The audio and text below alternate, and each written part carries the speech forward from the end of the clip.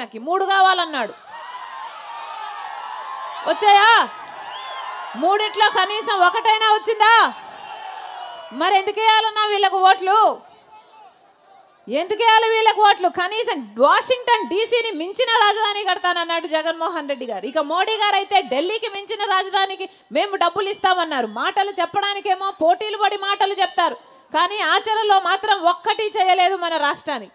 అలాంటి బీజేపీ పార్టీకి మనకు రాజధాని ఇవ్వలేదు, మనకు పోలవరం ఇవ్వలేదు, మనకు విశాఖ రైల్వే జోన్ ఇవ్వలేదు, మనకు స్పెషల్ స్టేటస్ ఇవ్వలేదు. అయినా కూడా అదే బీజేపీ పార్టీ కొంగు పట్టుకొని వేలాడుతున్నాడు. ఒక పక్క చంద్రబాబు గారు, ఒక పక్క జగన్మోహన్ రెడ్డి గారు. ఇద్దరికి మోడీయే కావాలట.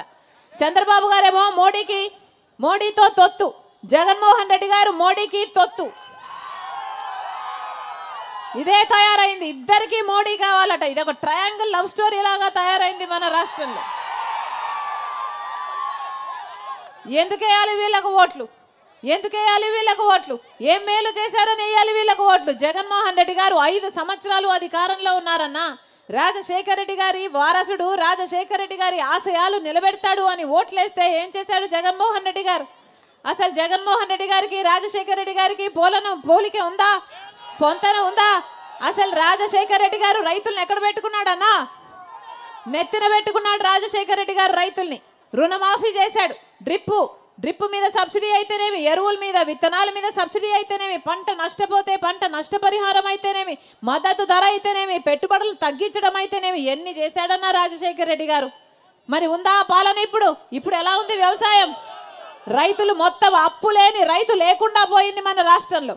మొత్తం రైతులు ఆత్మహత్యలు చేసుకుంటున్నా పట్టించుకునేవాడు లేదు. ఇలాగే మైకు పట్టుకొని జగన్మోహన్ రెడ్డి గారు 5 సంవత్సరాల క్రితము చెప్పిన మాట, మేనిఫెస్టోలో చెప్పిన మాట, నేను 3000 కోట్లతో ఒక ధర స్థిరీకరణ నిధి ఏర్పాటు చేస్తాను, రైతన్న వాడు నష్టానికి అమ్ముకునే అవసరమే ఉండదు అన్నాడు జగన్మోహన్ రెడ్డి గారు. ఒక్క సంవత్సరమైనా 3000 కోట్ల రూపాయలు రైతులు పక్కన పెట్టి మద్దతు ధర ఇచ్చారా అన్న జగన్మోహన్ రెడ్డి గారు? ఇలాగే మైకు పట్టుకొని 4000 కోట్లు ప్రతి సంవత్సరము పంట నష్టపోతే పంట నష్టపోయినందుకు పక్కన పెడతానన్నాడు జగన్మోహన్ రెడ్డి గారు. ఒక్క సంవత్సరమైనా పంట నష్టపోతే రైతులకు డబ్బులు ఇచ్చారా? 4000 కోట్లు ఏ సంవత్సరమైనా పక్కన పెట్టారా? ఏ రోజు పట్టించుకోలేదు. వీళ్ళ రాజశేఖర రెడ్డి గారి ఆశయాలు నిలబెట్టేది అన్న. రాజశేఖర రెడ్డి గారికి బిడ్డలంటే ప్రాణం. ఫీజు రీఎంబర్స్మెంట్ అయితేనేమి, వాళ్ళ ఉద్యోగాలు అయితేనేమి, ఎన్ని చేశాడు రాజశేఖర రెడ్డి గారు? బిడ్డలను గుండెల్లో పెట్టుకున్నాడు రాజశేఖర రెడ్డి గారు. మరి జగన్మోహన్ రెడ్డి గారు ఏం చేస్తున్నారన్నా? ఫీజు రీఎంబర్స్మెంట్ ఎలాగో లేదు. ఫీజు రీఎంబర్స్మెంట్ ఇవ్వాల్సింది, స్కాలర్షిప్లు ఇవ్వాల్సింది. పాపం ఇప్పుడు బిడ్డల బిల్లులు కట్టక ఎంతమంది సర్టిఫికెట్లు ఆ కాలేజ్ వాళ్ళే అట్టి పెట్టుకున్నారు. బిడ్డలు చదవాలా లేదా అర్థం కాని పరిస్థితిలో ఇప్పుడున్నారు. పోనీ ఉద్యోగాలు ఇస్తున్నారా అంటే ఇచ్చారన్నా? వచ్చాయమ్మా? ఉద్యోగాలు వచ్చాయా?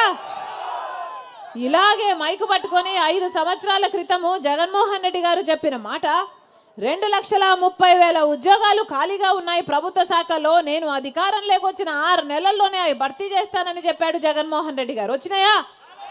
వచ్చినాయా? 5 సంవత్సరాలు పూర్తయిపోయింది. 2,30,000 ఉద్యోగాలు అప్పుడు ఖాళీగా ఉన్నాయి. ఈ రోజు వరకు కూడా 2,25,000 ఉద్యోగాలు ఇప్పటికీ ఖాళీగానే ఉన్నాయి. మరి 5 సంవత్సరాలు ఏం చేసినట్టన్నా జగన్మోహన్ రెడ్డి గారు? గుడ్డి గుర్రాలకు పలుదోమేరా? ఏం చేసినట్టు? ఏం చెప్పాడు జగన్మోహన్ రెడ్డి గారు? ప్రతి సంవత్సరము జనవరిలో సంక్రాంతి వచ్చినట్టుగా జాబ్ క్యాలెండర్ వస్తుంది అన్నాడు కదా. వచ్చిందన్నా? జగన్మోహన్ రెడ్డి ముఖ్యమంత్రి ఎన్ని సంక్రాంతులు వచ్చాయి, ఎన్ని సంక్రాంతులు పోయాయి? మరి జాబ్ క్యాలెండర్ ఎన్ని వచ్చాయి? 0 ఏం చెప్పాడు జగన్మోహన్ రెడ్డి గారు? 23,000 డిఎస్సి ఉద్యోగాలు ఖాళీగా ఉన్నాయి, నేను భర్తీ చేస్తాను. చంద్రబాబు సిగ్గులేదా, 7,000కే నోటిఫికేషన్లు ఇస్తున్నామని ఆ రోజు తిట్టిపోశాడు జగన్మోహన్ రెడ్డి గారు. ఈ రోజుకి 5 సంవత్సరాలు అయింది. అదే 23,000 ఉద్యోగాలు ఇంకా ఖాళీగానే ఉన్నాయి. ఇప్పటికీ వేయలేదు నోటిఫికేషన్. ఆఖరిన ఇప్పుడు ఎలక్షన్లు 2 నెలలు ఉన్నాయనగా ఇప్పుడు 6,000తో ఒక దగా డిఎస్సి వేశాడు జగన్మోహన్ రెడ్డి గారు. మరి ఏమనాలి? దగా కాకపోతే ఏమిటిది? 5 సంవత్సరాలు ఏం చేశారు? ఈ ఆఖరణ 2 నెలల ముందు ఎలక్షన్ల ముందు మీరు వేస్తే ఇక పరీక్షలు ఎప్పుడు జరగాలి, ఆ బిడ్డలకు ఉద్యోగాలు ఎప్పుడు రావాలి? ఇది అయ్యేదా సచ్చేదా? కనీసం కుంభకర్ణుడైనా 6 నెలలు నిద్రపోతాడు, 6 నెలలు పనిచేస్తాడే. మరి జగన్మోహన్ రెడ్డి గారు ఏం చేశారు? 5 సంవత్సరాలు పెద్ద పెద్ద కోటలు కట్టుకున్నారు, అక్కడే బతికారు. వచ్చారన్నా ఎప్పుడన్నా జనాల దగ్గరికి? ఎప్పుడైనా వచ్చారా? అసలు ఆలోచన చేయండి అన్న. రాజశేఖర రెడ్డి గారు 2వ సారి ముఖ్యమంత్రి అయ్యాడు. ముఖ్యమంత్రి అయిన 2 నెలలకు మళ్ళీ రచ్చబండకు వెళ్ళాలి, నేను నా ప్రజలకు అవసరాలున్నాయి, ఇల్లు లేని వారికి ఇల్లు ఇవ్వాలి, ఇంకా పెన్షన్లు రాని వాళ్ళకు పెన్షన్లు ఇవ్వాలి, ఫీజు రీయింబర్స్మెంట్ ఇవ్వాలి, ఆరోగ్యశ్రీ ఇవ్వాలి, రైతులు ఎలా ఉన్నారో కనుక్కోవాలని ఎంత హడావుడి పడి 2 నెలలకే ఏం అవసరం ఉందన్నా అప్పుడే గెలిచాడు. ఏ అవసరం లేదు, మీరు ఓట్లు వేశారు, గెలిచాడు, ముఖ్యమంత్రి అయ్యాడు. అయినా కూడా 2 నెలలకే బయలుదేరి వెళ్ళి కదా చచ్చిపోయాడు రాజశేఖర రెడ్డి గారు. మరి అది కదా నాయకుడు అంటే, అలా కదా ఉండాలి నాయకుడు అంటే. మరి అంత ప్రజల మధ్య ఉన్న నాయకుడి కొడుకన్నా రాజశేఖర రెడ్డి గారు ఉన్నాడా? ఎప్పుడన్నా ప్రజల మధ్యకు వచ్చాడా?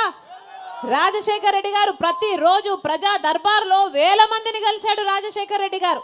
ఏ అవసరాలున్నా వాళ్ళకి అక్కడికక్కడే తీర్చేశాడు రాజశేఖర రెడ్డి గారు.